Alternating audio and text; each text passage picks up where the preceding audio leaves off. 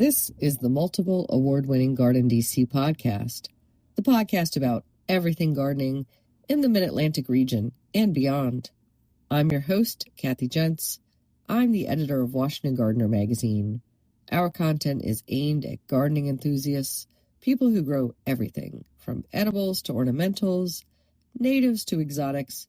If it grows in our area, that's what we talk about. Welcome to episode 291 of the GardenDC podcast. In this episode, we talk with award-winning horticultural author, speaker, and podcaster Eva Monheim about summer tree care. The plant profile is on Lantana, and we share what's going on in the garden, as well as some upcoming local gardening events in the What's New segment. We close out with the last word on planting an herb garden from Christy Page of Green Prints.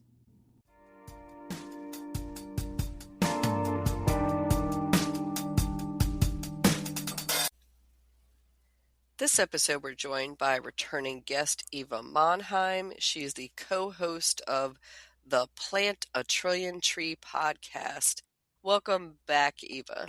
Hi, Kathy. I'm really delighted that you asked me back. I'm looking forward to the interview.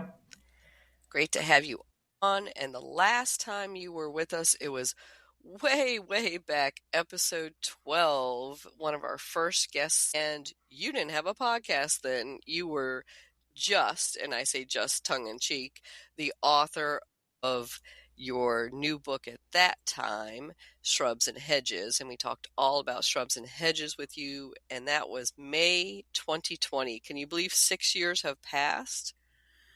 Actually, no, it's very hard to believe, and so much has happened in that time, including the podcast that I have, and you were the impetus for that. You know, your inspiration, and you actually helped be a guide for that as well, which is really wonderful. A totally different type of podcast than yours, the Plant a Trillion Trees podcast.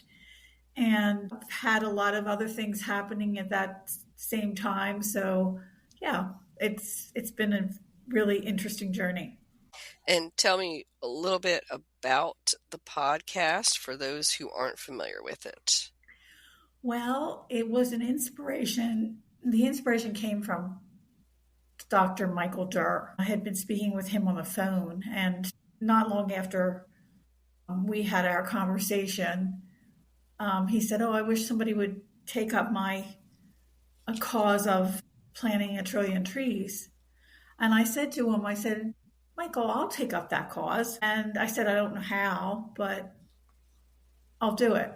And then I was on your podcast, and I was thinking about, well, what about doing a podcast? I didn't know anything about podcasting. And that's when I turned back to you after I was on your podcast and said, how do I do this? What do I do? And you were very kind in explaining how you did it. And then my first guest turned out to be my fellow co-host, Hal Rosner. And I was going to interview him first because I've known him for so long, and he's also a fellow arborist, an ISA certified arborist. I thought, he would be great to have on. And the next thing you know, we were chatting, and I said, well, how about being a co-host? And he was thrilled with that. And then we had our first guest, which was Mindy Maslin, who started the Tree Tenders program for the Pennsylvania Horticulture Society. She was an inspiration to everybody because she was not a plant person. She was a counselor. I want to say she was a guide for people who needed guidance, and a social worker. And I was so impressed with that when I met her and took the Tree Tenders class many years ago. That was back in the 80s or 90s, somewhere around there, early 90s. And so she was our first guest, and the most listened to guest, by the way, too, which was really not surprising, but the numbers were astonishing when we look back at the numbers of people who listened to her. And she's since retired, but is still an inspiration for what she's done for the community, for the region, for the country. A lot of people and organizations have mirrored that program or have adopted the name, have, PHS has given the name to them to use. I think Los Angeles uses it, but a lot of other places around the country use the name Tree Tenders. And we should tell listeners who maybe didn't listen to that previous episode, which we'll put a link to that in our show notes, that you are based in the Philadelphia area, correct, Eva? And PHS, of course, is Pennsylvania Horticultural Society. Yes, and I'm in the Philadelphia. Currently, I'm in Philadelphia. I've been in the suburbs too, in Montgomery County, but we also have tree tenders in Western Pennsylvania, in the Pittsburgh area too. So Pennsylvania is big, but of course our name comes from the Penn's Woods. So it's very appropriate that tree tenders began here in the Philadelphia region. Mm-hmm. So we're going to talk all about summer tree care, but I know you have a new co-host now for your podcast. So let's talk a little bit about him. Lou was a previous guest also on the GardenDC podcast. He did a great job talking about winter tree care back in episode 87 for us. We'll also include that link in our show notes. This was astonishing how it all happened. Hal had a bicycle accident and in September, and he fell and off of his bicycle. He had a helmet on. He did everything right, but he hit one of those little expansion joints in concrete and fell off his bike and had a major concussion, was hospitalized. And when he came to, he had been reevaluating his life and said, I have a lot of other things I want to do too. So he said, I hope you don't, mind, but I'm going to not be a co-host of the podcast anymore. And I said, I totally get it. And so I said to him, I'm going to have to look for a new co-host. So I was at the Mance event, Mid-Atlantic Nursery Trade Association in Baltimore in January. And I had talked to Doug Oster, who's a big celebrity out in Pittsburgh. And he said, I have somebody I think you should meet. And at Mance, he said, I'll introduce you to him. So I said, okay. So we were in one of the rooms and he said, and I want to introduce you to Lou Meyer. And I said, oh, great to meet you. And we chatted a little bit and I really liked his personality. So what we did was we had an introduction talk that was not recorded, which was really nice. We went back and forth and then we did a guest co-host with Rob Shaut from your area, from Casey Tree, which worked out really well. And I said, well, after back and forth, and I said, what do you think? And he said, I would really like to be the co-host. So we did some recording just this past week, which was really wonderful to get new voices on the podcast. And so, so that's where we are now with a new co-host, Lou Meyer from Davy Tree. Excellent. Lou is such a great resource. You're going to do wonderful things on that podcast. So listeners, definitely add that to your podcast subscriptions. You have how many back episodes now, Eva? Oh, we have over 200. I think it's 208. And cool. We're going to be starting our 7th season in August. Excellent. Well, listeners, you have a lot to catch up on or start new with Lou, the new co-host with Eva. So let's turn to our topic, which is summer tree care and what we should be doing for our big trees, our little trees. I'm imagining a lot of people are looking up at some of their larger trees, maybe that are looming over their homes in this stormy season, right? Thunderstorms are coming through, hurricanes might be coming up. Usually towards the end of the summer, right, is hurricane season for us if we get anything on the East Coast. But what are our first steps in evaluating our trees? Well, I have to tell this story because I was inspired when in one of my last homes, we had a big pine tree and we had a row of Camiacypris, the saguaro, Japanese saguaro cypress. And I was looking at them the one day, and I said, I should call the arborist, because I don't do any trim. I don't do any, up in the tree kind of work. I do education, and I do everything on the ground.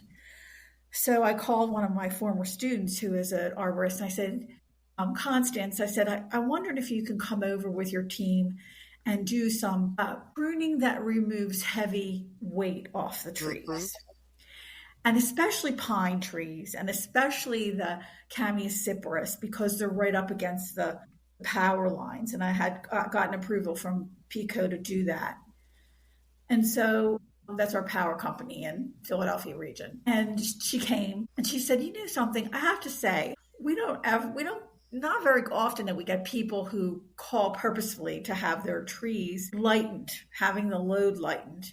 She said, but I think it's a really good idea, and we should really be practicing this more. And so this was just before Hurricane Sandy. Mm-hmm. And they came and they took off all this heavy weight. And I said, oh my gosh, I feel so good that these trees have been pruned, not only before the fall, but before the winter, when the heavy snows come and snap the pine branches and, have the branches leaning over the power lines in the back where the hedge was. So she said, I really feel good that we did this. It was a week later when Sandy hit. Mm. So I followed my intuition. And one of our neighbors, I had said to her earlier, I said, your one tree, your pine tree in the back, really needs to be pruned, because it was right up against a transformer. And I said, you should really have somebody come and look at that. I said, because if anything happens, I said, you're going to have some issues. Well, what do you think happened? That pine tree fell, blew up the transformer. One side of the street was without power for three weeks. And here we are on the other side of the street. We had power the whole time. And I felt bad that she lost her power, but I also know that you really have to maintain your property and your trees and be mindful of what kind of hazards can happen. So preventive care is what I'm talking about. Just like preventive health care, I'm talking about preventive health care for trees. So that was in September that we had them pruned. And one of the things that happens when you prune in the summertime, it doesn't make the tree increase branches more. It actually keeps branches more in their place and helps the tree form buds that will create smaller growth rather than real massive growth. This is something that you really want to think about. So if you prune in the end of winter, you're actually encouraging long new growth all over the tree. And sometimes you can have a couple feet of growth in 1 year. Whereas if you prune in the summertime, you're not going to have that huge, massive growth in the springtime like you would think you would by pruning in the late summer or midsummer.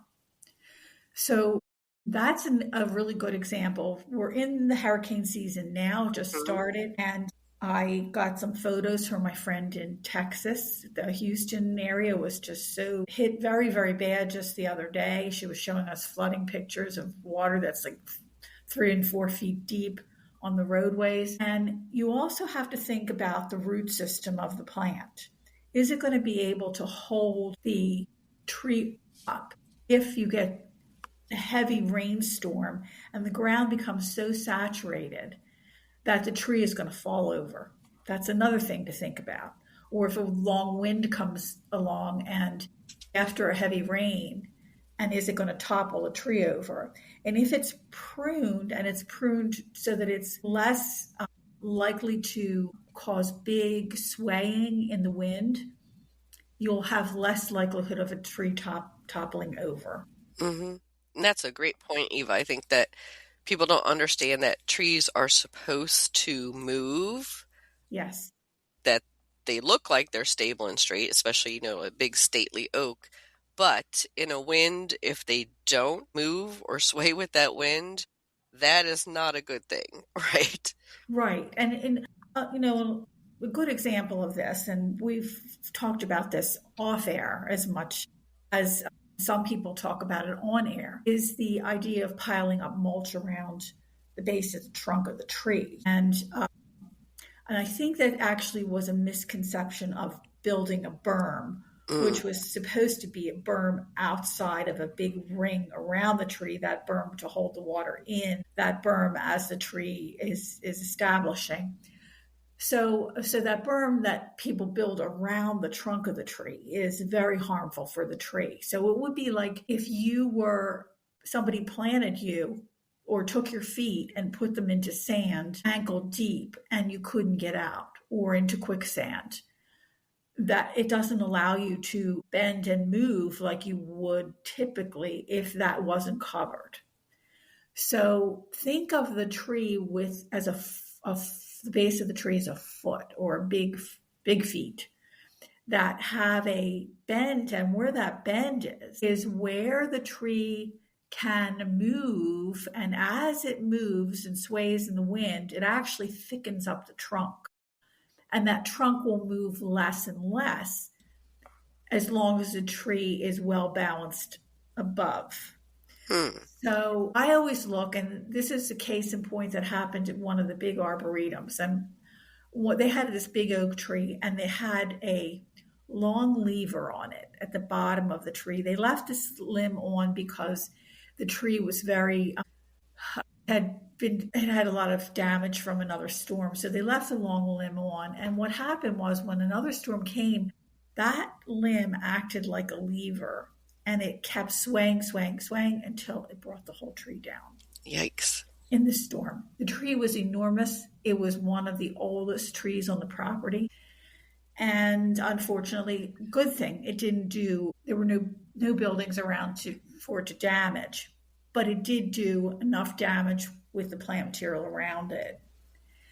So you have to think about, is the tree in its natural shape? Because if you take a look at trees, they have a typical shape. You can go through books and say, well, let's see what an oak tree looks like. What kind of shape is it? Now, if you look at a pin oak typically looks very pyramidal when it's young. Mm-hmm. It has branches that come out horizontally in the middle of it. The lower branches sweep downward, and then the upper branches go vertically upward. That's classic for a pin oak, which sits in swampland. Usually it was called also swamp pin oak. And if you think about that, a tree that has limbs that hang very low and they're proportioned all the way around the base of the tree, they could actually reduce movement of the entire tree and disperse the wind energy all the way down to the tips of the tree at the very base. So you have to think of kinetic energy and physics when you're looking at a tree. And people go, well, what does physics have to do with a tree? Of course it does. Physics has to do with everything in our life. So when the tree starts to sway, if all the branches on the inside of the tree are cut out, then there's no place for the wind to dissipate except through the big branches that don't have any smaller branches on them. And those big branches become very vulnerable to snap because there's no way for the wind to dissipate off that main trail, which is the branch. So think of it like a highway. If we had highways that had no exit ramps, we would be stuck. And the pressure builds up because all the cars are lined up and there's no way to get off the highway, right? Those ways to get off the highway are the same thing that a tree has with small branches to get rid of the congestion of that wind coming down that stem. So think of it that way, and think of why it's important not to lion's tail. If you're pruning in the summertime, don't lion's tail and clean out the inside of the tree and make it look so clean that there's nothing on the inside. That's not how a tree is supposed to be. Some trees actually do that naturally. If that's the case, that's fine. That tree does that because it has a different type of power than other trees do. That's atypical. So, and I'm looking and, envisioning all these trees in my head and all the different shapes and sizes. So I saw this silver maple this one day in a development, and it had a beautiful shape except for one side of it. And that one side had a limb sticking out about 10 feet away from the rest of the shape of the tree. And of course, during a windstorm, what do you see happening? That tree limb starts to circle and move, not in the same way that the rest of the tree moves, because it's sticking out so far. What does a tree do with that tension? That how does it dissipate that kind of wind strength coming back on the trunk? It doesn't know how to handle it. And it could actually uproot the tree. Again, uproot the tree. I've seen, and parts of it actually broke off. The tree broke off. So that was a maple, silver maple. Now, the other silver maple that was on the property had multiple trunks. It had like 6 multiple trunks that started about 3 or 4 feet above ground level. And we had a big storm.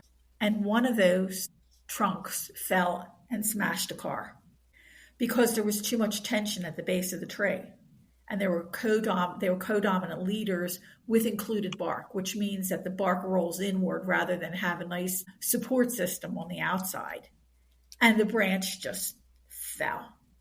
And then they came and looked at it, and they made a decision to take the whole tree down because all of the trunks were that same way with included bark. It could happen again and again and again until all of them were gone. So they removed the tree. And it was a really big old tree, but it never had good formative pruning when it was young. So that's something that you want to do during the summertime too. Look at the overall growth of that tree, and does it fit the tree's natural structure? That's what you're looking for. If it's a pyramidal form tree, take a look and see if it's pretty good. The shape of the outside of it looks pretty pyramidal in form. Not a lot of things are sticking out all over the place. Or if it's a round tree, does it have one of those levers at the bottom or mid part of the tree? Then you want to, what we would classify as, do a reduction cut. The reduction cuts are cuts that'll take it back to where another branch is located, and it will take it back to where it fits in with the rest of the shape of the tree. Does that make sense? Mm-hmm. Yeah, okay. Yeah, and I'm thinking, so a lot of people want to limb up their trees, get some more sunlight in their gardens, but it's not always advisable, right? You're always greedy as a gardener for more sunlight under some of those big trees. I'm thinking about some big magnolias, hollies that you might have, that you might actually be doing way too much damage to that tree to be doing that. You are so correct. You're right on the money. Limbing up occurs in cities along streets. And if you limb up too soon and you don't have enough of a canopy above, the tree doesn't have enough food to feed the whole structure. Because sometimes I've seen people limb up a tree and they take off the 2/3 of the foliage, and there's only 1/3 left. And then the tree is in shock. So then the tree puts out all this crazy growth all along the trunk of the tree. It's trying to, and then sometimes it pushes up from the root, and the tree is just it's abominable looking too. You can just feel the pain of the tree. At least I can. So when you're limbing, and when a tree is really small, let me start when the tree is really small, and it's a pyramid form shaped tree along a street, a city tree. You have a central leader, and you don't, what we call in Europe, when I was studying in Europe, what they call tip and back. Leave the branches as far down to the ground as possible, but tip back the branches closer to the trunk, so that you're leaving smaller branches at the base of the tree, but then where you can walk under will be much higher. Those branches. And so you'll see, it looks like a green skirt at the bottom of the tree. I just love that look, Eva. I was going to say, I love a big magnolia or a big holly with that beautiful skirt along the ground, and then you don't have to do a ground cover layer. It's its own ground cover layer at that point. Yeah, and of course on the sidewalk, you have to cut them back beyond the sidewalk, like Mm-hmm. back off the sidewalk. So you have this, it looks like green, like a pant leg on the tree. That's what it Mm-hmm. looks like. And it's not bad looking. It looks good. And the top of the tree is doing its thing and it's growing taller and taller and taller. When you get the right clearance for a city tree along a sidewalk, say 8-foot clearance is usually what they say. And on the street side, 14-foot clearance for fire trucks, because that's how tall our fire trucks usually are. Okay, so you're going to have a kind of a lopsided trees there, but you take off all those younger limbs that you left on but cut back. You take them off, and why you cut them back is so that they don't thicken up. When branches are left to hang all the way out, they don't have the opportunity to thicken up as much towards the base, or they do thicken up more towards the base. So the ones that you cut off, the tips, will just stay the size that they were, so that when you go to prune them off, they heal quicker. Mm-hmm. That's what you want to have happen. And then you get your clearance on the top. So whatever you do, never cut off more than 25% of the tree at any one time.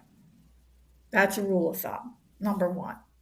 If you're going to limb up, only limb up one round if you have to limb up.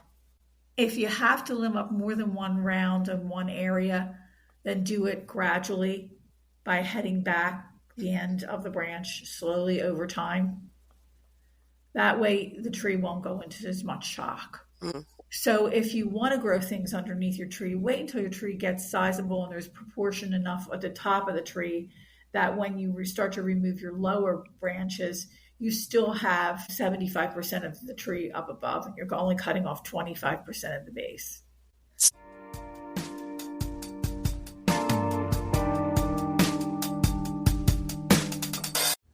GardenDC will be back after this short break. Get low-maintenance alternatives to lawns with Ground Cover Revolution by Kathy Jentz. Reducing the lawn is among the biggest trends in homeownership, with an endless stream of homeowners looking for an eco-friendly alternative to a traditional turfgrass lawn. In the last few years alone, over 23 million Americans converted part of their lawn to a natural landscape, and now they're looking to do even more. The biggest challenge to adopting this new ideal of the perfect lawn? Knowing how and when to replace your turf and which plants are the best ones for the job. Ground Cover Revolution is here with all the answers you need, and some you didn't even know you needed. Included are 40 in-depth profiles of plants that are perfect choices for replacing a grass lawn. There are options for sun, for shade, for dry and wet sites, and for various climates around the globe.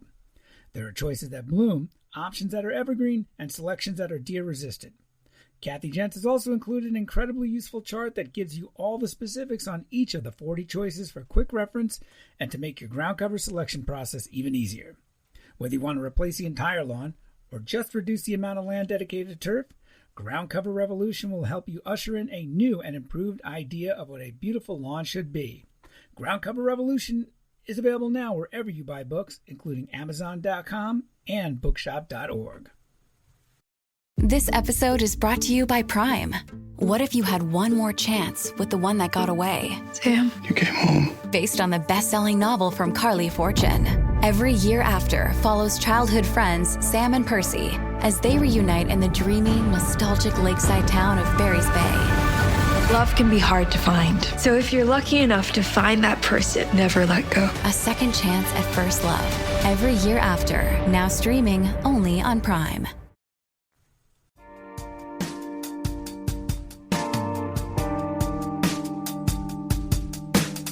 What about topping or pollarding of trees? So I see that a lot happening in street trees, of course, around power lines, but also some people just like that look. You know, of course, the classic crepe myrtle, crepe murder debate. Well, okay, so it would be like, I'm trying to think of something that would be comparable. When you top a tree, it would be like shaving your head and standing out in the sunlight and getting sun poisoning because you've balded it. And you know how much that would hurt on the head. Mm-hmm. Think about how much it hurts on the tree. But also through that cutting heading back or topping. I want to say topping. When you top something like that, you open it up to be very vulnerable to sun scald, to insect infestation, to a myriad of other things. And bark splitting happens too at that point. Like, when you cut indiscriminately across the top of a tree, the bark, if the bark is sitting way above a node, it can't close itself off and compartmentalize. Trees don't heal the way we heal as humans. We can stitch our skin up and it'll heal up, but trees can't do that. So what they do is they compartmentalize. And there's 4 processes of compartmentalization. The easiest one is to cut that branch off at a branch collar, and the hormones start working right away, closing off that cut and helping to already have the cambium start to multiply its cells so that those cells can grow over that cut. If you top it off indiscriminately, a lot of those are not done at a node and they can't do that healing. So what will happen is you'll get a lot of stumps at the top of the tree. And many times those stumps die off. And then you have a tree that looks very sad. Sometimes what they'll do is they'll push out stress growth. Stress growth is a way for the tree to compensate for that loss that's just happened. And it's like, have any of your listeners seen a chicken with its head cut off? If you've ever seen that happen, you'll see the chicken run around long after its head's off, still be able to run around. With no head, you can't think. So the tree is going to just push out all the stuff growing everywhere because there's no control. Control is gone. And so what happens is you might get 10 young branches pushing out of one trunk. And those 10 branches are going to fight for dominance. And because they're all coming out at different angles off of that trunk, they will cause all kinds of issues. Sometimes they'll crisscross one another. Sometimes they'll push the other one to the point where they'll grow into each other, and you have all this unhealthy growth. That's why topping is so bad on a tree. You see this on shrubs too when you use your hedge clippers and you just indiscriminately cut. But it's easier for a shrub because there's many more nodes between the leaves and this, between the cuts. But then again, even there, you'll still get all this growth towards the top of the shrub, and then inside of the shrub will start to die off because it's so thick on the top. And a tree will have a similar, because it's putting resources at the top of the tree. The bottom of the tree is going to have some issues too. So you've just disrupted a whole system, is what happens. Yeah, and I'm hoping, most home gardeners, they're not the ones doing it. It's usually the utility services, right, that are topping a tree or doing something that disrupts it. And then what can you do, if anything, maybe to help that tree if, like, say, a utility crew has come through and made a giant L shape out of your tree? Well, here's you need to call in an arborist to do some reduction cuts on the outside. So because it'll push all its growth on the outside, and this is where you'll have sometimes trees that'll fall towards the side that they have the weight on. So if you're inclined to do so, I would have someone come in and gently and purposefully do reduction cuts back so that the tree is more balanced in its shape. And they should be doing that with the utility companies, but they're not. They just do the cut to keep the utility lines. Although some companies are really trying, some utilities are really trying to be better, I want to say better neighbors, more conscious of what they're doing because there's been so much outcry. And then if the tree falls, it's the homeowner's fault, not the utility company. So it depends on who has liability on that tree. That's where all the problems fall from a litigical standpoint. The other thing you were asking about is pollarding. And pollarding is a little bit different because when you're pollarding, and sometimes they do it indiscriminately in the middle of the tree and they'll get all these clumps of stems coming up. The reason why pollarding was done was because they were looking for quick firewood. So every year when you have a pollarded tree, they come in and cut the stems all the way back to that knuckle that forms. So when you come in and you come back and cut all those stems off, you're preventing breakage and you're preventing tree failure. And that once you cut them off, then they're going to throw that growth back up again. But every year they're coming in to do the cuts. So it's unlike the top tree.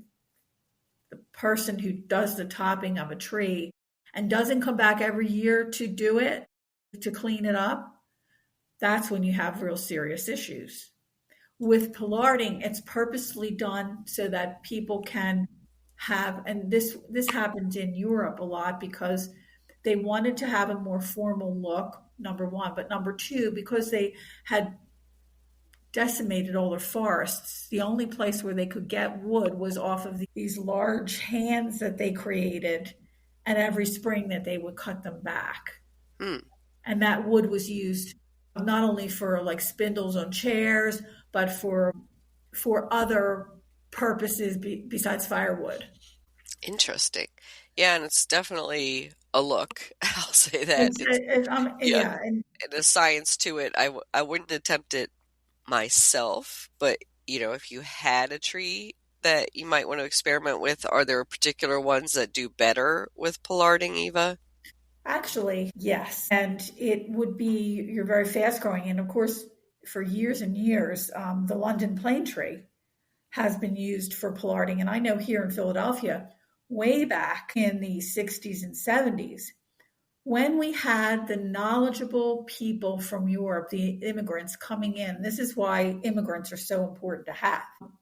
And it was typically in the city of Philadelphia was the Italian population who were very good at pollarding because they did it back in Europe. The pollarding was done very specifically on London plane trees. And London plane trees lined all the city streets, especially down our Ben Franklin Parkway. And those were pollarded every year. And every year you got this big flush of growth. It was, pretty much the plants grew at the same rate. So it all looked very formal. But then in the springtime, they come back again and do it all over again. When that population died out, because of age, our trees in the city that were pollarded on a regular basis got a little crazy looking. And people started coming in and pruning. If the wood hadn't died back already, they would go in and do corrective pruning.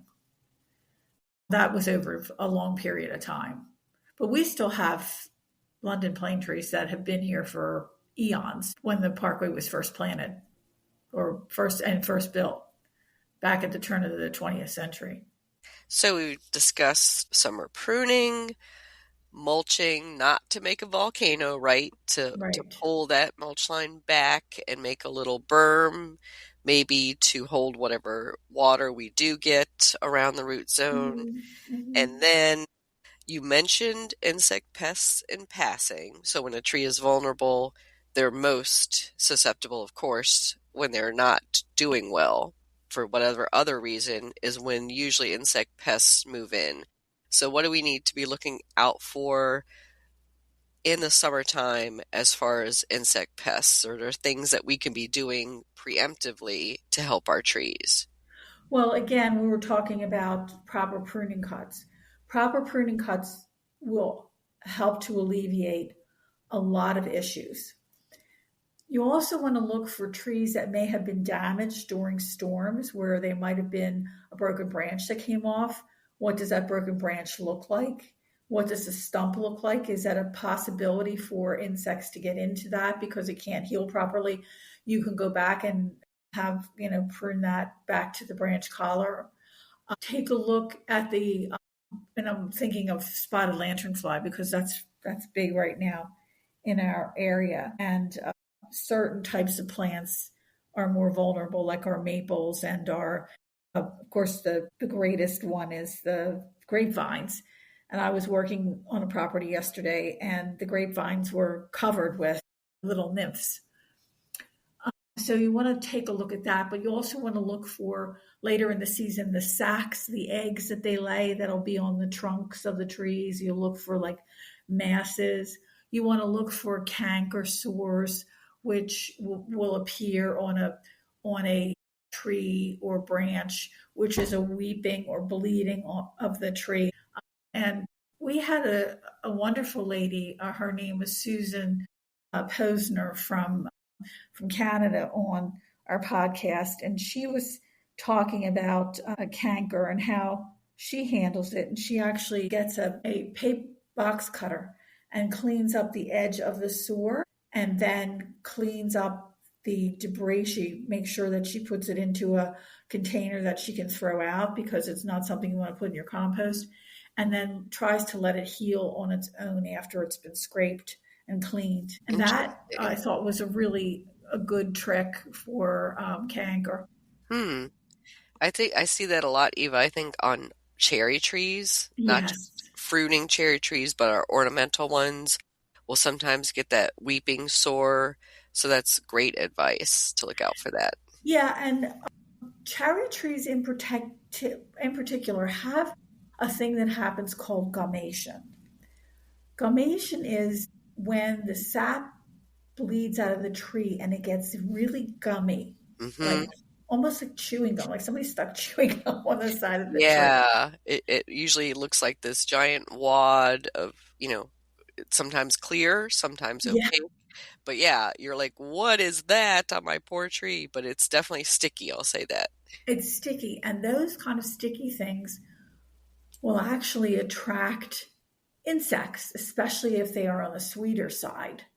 So you want to be mindful of that. And if you're doing any pruning, make sure you're in the summer. And let me explain that.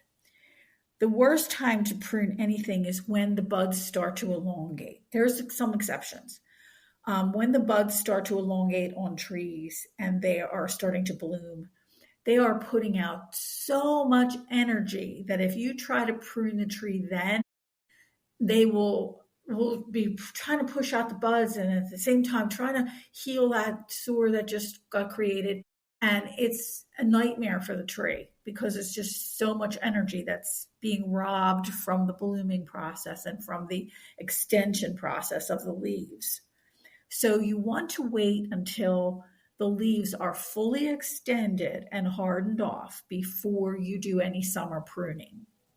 That's really important because once the plant has hardened off, the leaves have hardened off, the next thing that they're going to start to do is make buds for next year. Once they start making, that's when you can start to prune at that point. So that if you take off a branch, it'll still be able to heal, and it may might create a couple new buds in another area after you pruned it. Mm-hmm. And those will be shorter buds then, and if it's fruit trees in particular, this is where you'll get a lot of new flower buds occurring if they're pruned in the summertime, or new spurs coming onto an apple tree, for example. So if those considerations are made, you're going to have a different type of look on your tree the following year than you would if you pruned it in late winter, early spring, where you're going to get these long expanses of growth because that's what the tree wants to do at that time of the year, where in the summertime it's just going to push out smaller. Now, you want to also be mindful of how late in the summer you do prune. You don't want the tree to push out new growth and then not be able to harden off before the winter comes. Mm-hmm. That's another thing you want to think about, because if this branch is too soft and doesn't harden off and toughen up, it's not going to be able to make it through winter. And that's going to also be a challenge. So in the springtime, you might have a lot of dead young branches that you have to prune off in the springtime because they're dead. Now, I will say there's 3 things, the 3 Ds, that we say that can be done any time of the year. And that is diseased, dead, or damaged. Those 3 things, if you see something that's damaged, you take it off as quickly as possible. If it's diseased, take it off and make sure that when you're pruning, you use clean tools. Make sure you are sterilizing the tools between cuts, especially if there's a disease on a tree and it's only on one branch. Or if you're going from one tree to another, make sure that you're cleaning your tools, and usually either alcohol, or I use Lysol wipes. I keep those in my bag when I'm doing hand pruning. That will keep, and you wait till the blade dries, and then you start to do your pruning again. So there's something to think about. Just like, you wouldn't want to drink out of a dirty coffee cup in the morning. Bacteria builds up overnight. So you want to make sure that you're cleaning your tools in between different trees, different plants, so you're not carrying anything from one to the other. Or even from one place on one tree and the different place on that same tree. I have to ask, Eva, I've watched arborists work, professionals, and I'm not sure I see them cleaning between. So do they clean their equipment, or should I be asking any arborist I hire to clean their equipment before they work on my trees? Arborists usually they usually will pick a house to work at for one day, right? Mm-hmm. And all their tools are cleaned each day. So the likelihood of them spreading diseases is less because they are very conscious of that. Chainsaws too, they do the chainsaws, they do everything. They're pruners. And if they're doing hand pruning, it's much easier because they can do those little spots and then, clean their tools in between. So, I've watched arborists and they're pretty conscientious about that. Good to know. And how can our listeners contact you, Eva, to find out more? You can reach me at my email at Eva, EVA, Monheim, MONHEIM, @gmail.com. It's all one word. And they might even want to go to my YouTube, which is the same, Eva Monheim, and learn about trees and shrubs and horticulture, because I have YouTube videos on there popping up usually once a day. Great, and we'll share a link to that in our show notes. And for our final questions for you, Eva, I'm going to stump you because I know this is a tough question, and ask for some of your favorite summertime interest trees. So the trees that look best in the summertime.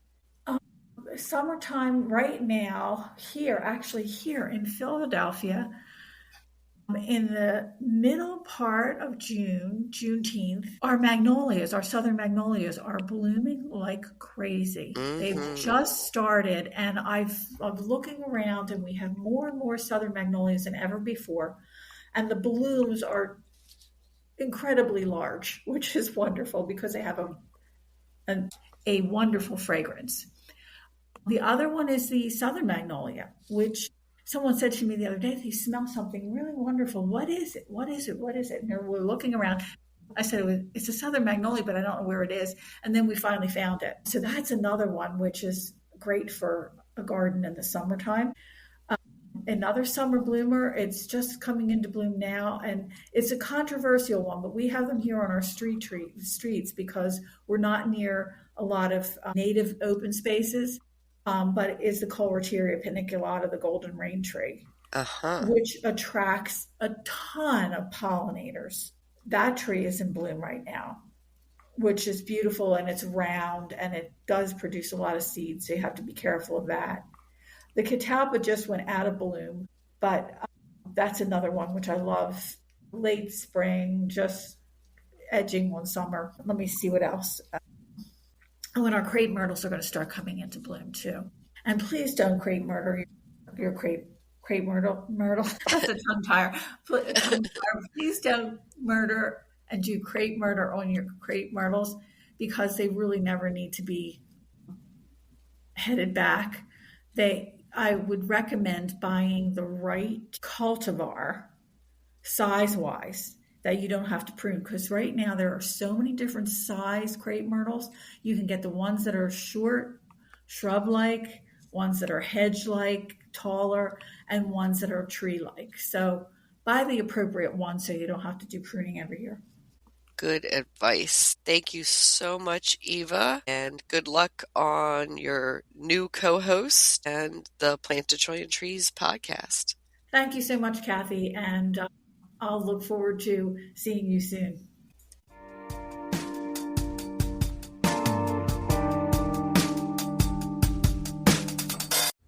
GardenDC will be back after this short break. In the book The Urban Garden by Kathy Jentz and Terry Spate, you'll find dozens of inspiring and creative ways to grow flowers, shrubs, vegetables, herbs, and other plants in small spaces and with a limited budget. Whether you want to grow on a balcony, rooftop, front stoop, or a tiny urban patio, turn your growing dreams into reality and build a gorgeous and unique garden that showcases your personal style while still being functional and productive. With the genius ideas and resourceful tactics found here, you'll be maximizing yields and beauty from every square inch of your space. No matter what you grow, the 101 amazing growing ideas found in the urban garden will turn your tiny urban yard into a treasure trove of green you'll be proud to share with family and friends. Buy your copy today at your local retail bookseller or order it online now at Amazon.com or bookshop.org.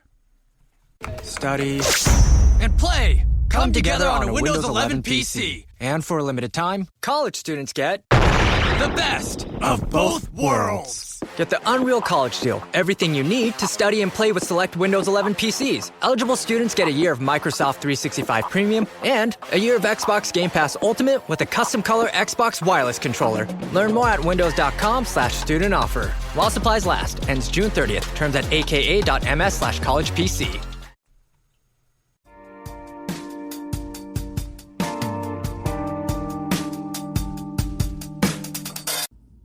Lantana plant profile. Lantana species, is a spreading annual plant that is covered in brightly colored flowers in yellow, orange, white, red, pink, or purple. It's native to Central and South America. It's in the verbena family. Lantana can survive a light frost, but the plant will die if the temperature goes below 28 degrees Fahrenheit or stays cold for a long time.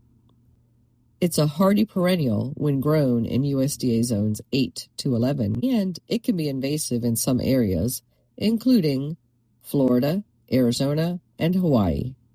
It requires full sun and well-draining soils. Feed it with a slow-release, balanced fertilizer monthly, especially if it's grown in a container. Deadhead spent blooms on lantana to encourage future flowers on bushier branches. Use insecticidal soap to eliminate pests such as aphids, lacebugs, mealybugs, whiteflies, and spider mites. Lantana is deer and rabbit resistant. It is also extremely heat tolerant. The flower's nectar attracts several species of bees and butterflies, including the spicebush swallowtail. Lantana can be propagated from seed or stem cuttings. Lantana, you can grow that.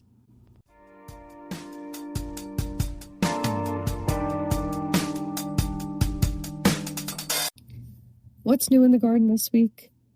Well, I'm enjoying the blooms on my St. John's wort and the early Asiatic lilies. Over at our community garden plot, the tomatoes are starting to form. I've dug my garlic and I'm curing that, and the zinnia seedlings are up. In garden tips that we shared on social media this week, we talked about supporting pollinators in your garden, including to provide a water source for bees, float a blade of grass, or place a flat stone in a bird bath or shallow dish filled with clean water. Bees can land on the floating grass or stone to drink. In local gardening events, if you're in the Washington, D.C. region, you'll be happy to hear that the Sculpture Garden at the National Gallery of Art has extended their hours now through September 5th. So the space will remain open until 8 p.m. Wednesdays through Saturdays and does not include the Fridays because those have the scheduled jazz and the garden concerts. Admission is free as always, and the Sculpture Garden features 22 large-scale works and provides a perfect backdrop for the after-work crowd to relax, grab a bite, and socialize. On Thursday, June 25th from 6 to 8 p.m. is the June Harvest at Common Good City Farm at 300 V Street near the Park at LaDroit in downtown Washington, D.C. This is a dinner and community-centric fundraiser featuring a local chef creating a menu entirely around what's growing on their urban farm. You can see details at commongoodcityfarm.org. And then there is a series of garden talks taking place at the Arlington Central Library, 1015 North Quincy Street in Arlington, Virginia, sponsored by Friends of Urban Agriculture and Extension Master Gardeners. This series is free and no registration is required. It takes place at 6:30 to 7:30 p.m. All talks will be inside the library in the Bluemont Room unless otherwise noted. You can find out more details on this series at arlingtonurbanag.org. Upcoming talks include on July 1st, Canning and Preservation, July 15th, Creating Pollinator Habitats, and then July 29th, Fall Vegetable Garden Planning.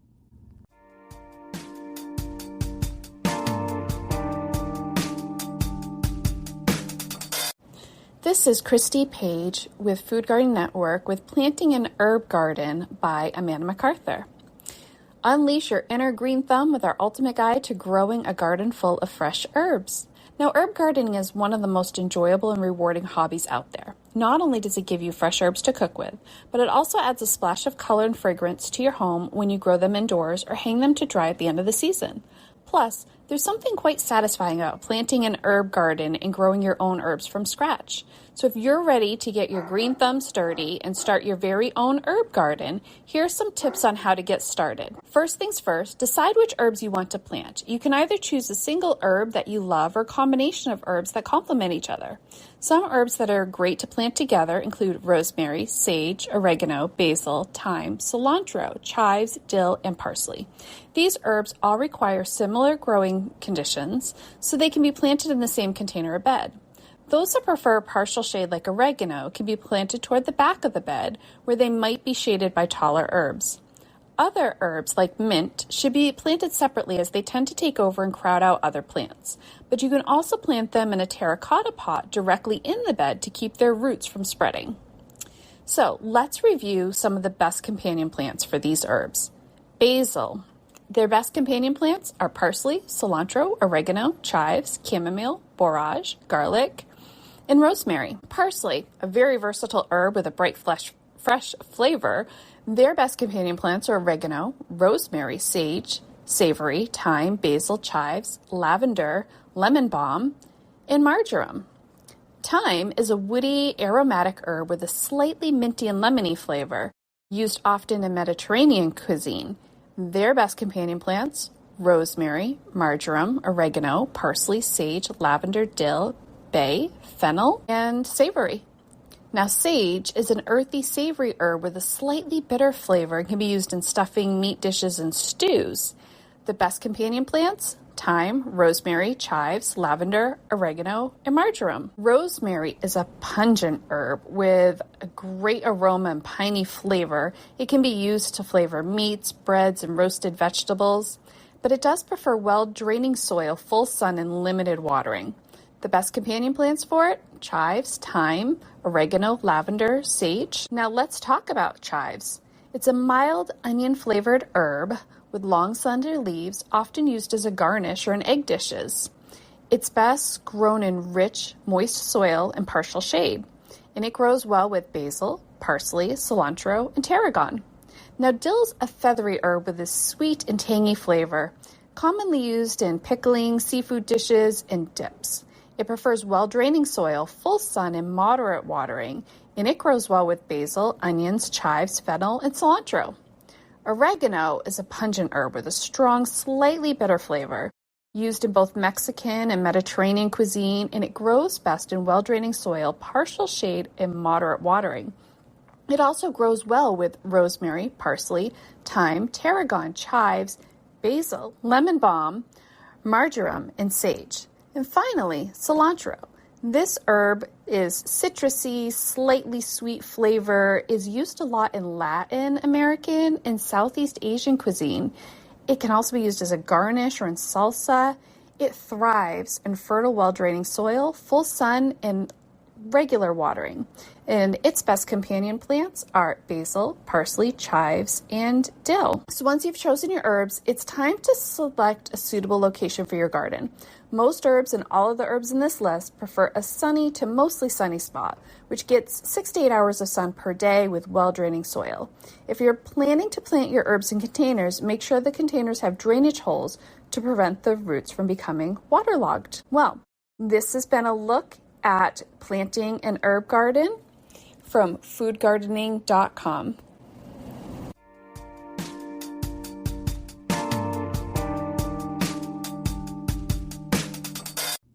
Thank you for listening to GardenDC. This episode was made by real humans. It was produced and hosted by myself, Kathy Jentz. The Let the Sunshine music interludes are by James Mulvaney. If you like this episode, you may also enjoy listening to GardenDC Podcast Episode 12, Shrubs and Hedges with Eva Monheim. Episode 87, Winter Tree Care with Lou Meyer. Episode 240, Top Urban Trees with Robert Shaut of Casey Trees. You can become a listener supporter by going to the link in our show notes. Another way to support this podcast is to subscribe to our monthly digital publication, Washington Gardener Magazine. To do so, go to WashingtonGardener.com or WashingtonGardener.blogspot.com. You can find Washington Gardener on Twitter or X, Instagram, Threads, Blue Sky, and Pinterest at WDC Gardener, and on Facebook at Washington Gardener Magazine. And be sure to leave us a 5-star review on your favorite podcast listening app. Please take a moment to share us on social media with hashtag GardenDC and with your gardening friends so other gardeners can find us too. Happy gardening.